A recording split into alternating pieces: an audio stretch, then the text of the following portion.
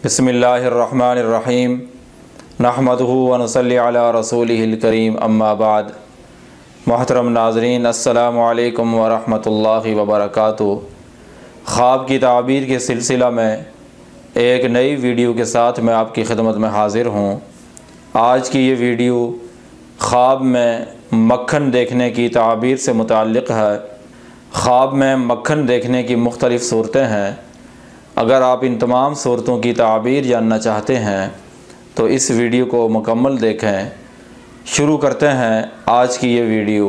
हज़रत इब्न सीरीन रहमतुल्लाह अलैहि ने फरमाया है, ख्वाब में ताज़ा मक्खन देखना साहिब ख्वाब को माल हलाल या कोई भी नेमत मिलने की अलामत है। अगर कोई आदमी ख्वाब में देखे कि उसने मक्खन लिया है या उसको किसी ने मक्खन दिया है और उसने खाया है, इसकी ताबीर है कि साहिब ख्वाब को उसी कदर जितना कि उसने मक्खन लिया था या जितना उसको किसी ने दिया था उसको माल हलाल मिलेगा या कोई भी दूसरी नेमत उसको मिलेगी। हज़रत इब्राहीम करमानी रहमतुल्लाह अलैहि ने फरमाया है, ख्वाब में मक्खन खाना इसकी ताबीर है कि साहिब ख्वाब किसी मामले में सच्ची गवाही देगा। अगर कोई आदमी ख्वाब में देखे कि वो बकरी का मक्खन खाता है, इसकी ताबीर है कि उसको माल और नेमत हासिल होगी।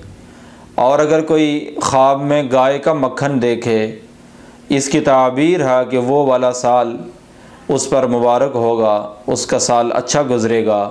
और अगर कोई आदमी ख्वाब में किसी हराम जानवर का मक्खन देखे या किसी हराम जानवर का मक्खन वो खाता है, इसकी ताबीर अच्छी नहीं है, साहिब ख्वाब को माल हलाल मिलेगा।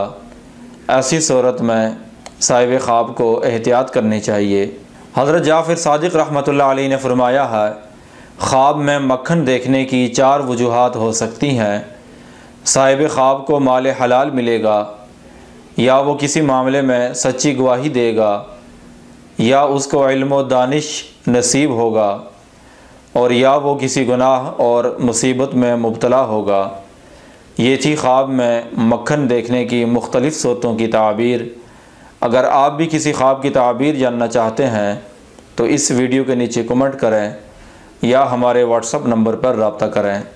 व आखिर दावाना अनिल हम्दुलिल्लाहि रब्बिल आलमीन।